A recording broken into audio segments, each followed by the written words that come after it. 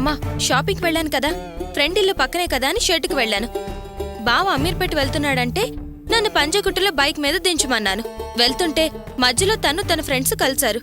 వాళ్ళని మాకు పరిచయం చేసిన తర్వాత హోటల్కి వెళ్దామన్నారు. బావని పిలిస్తే రానన్నాడు. వాళ్ళ మధ్య తేడాలున్నాయి కదా, ఒకరంటే ఒకరికి మనసులో కోపం ఉంది కదా. అవి తగ్గుతాయని బావని హోటల్కి రమ్మన్నాను.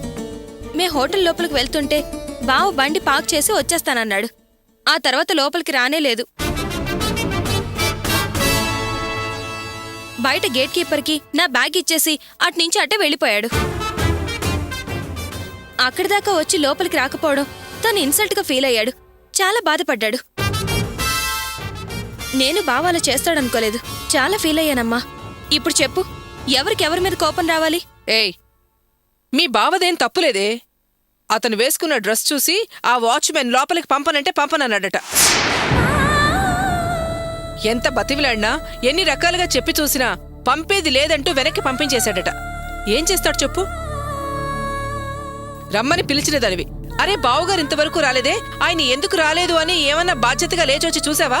అమ్మా, నువ్వనేది నిజమేనా? అవును కావ్య, చూసావా, నిజం నీకు కూడా తెలీదు. జరిగేదొకటి, అనుకున్నదొకటి. ఇలా మనుషుల మధ్య అపార్థాలు పెరిగి అగాధాలు ఏర్పడతాయమ్మా. అర్చన్ నీ మీద చాలా కోపంగా ఉందమ్మా. నువ్వెంటనే వెళ్ళి అర్చన్ని కలిసి జరిగిందంతా చెప్పి క్షమాపణలు అడిగిరా. సారీ అమ్మా, ఇలా అని నువ్వు చెప్పేదాకా నాకు తెలీదు. నేను వెళ్ళి బావని కలిసొస్తాను. కావ్య ఆగు. అసలు జరిగిన సంఘటనకి నీకు ఏ సంబంధం లేదు.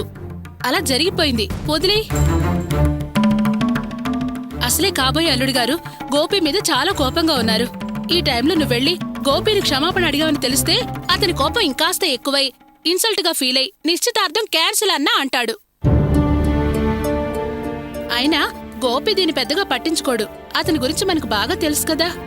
బంగారం లాంటి మనిషి. అర్చన కోపం మాత్రం ఎంతకాలం ఉంటుంది?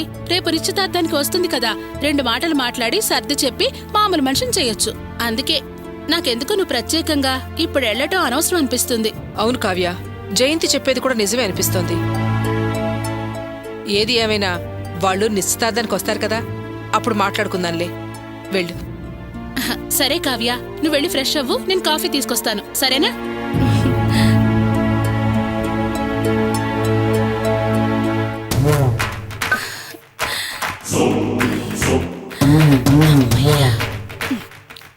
ఏంటే ఇంకా ఆలోచిస్తున్నావు? వెళ్ళి కాళ్ళు మొహం చేతులు కడుకురా.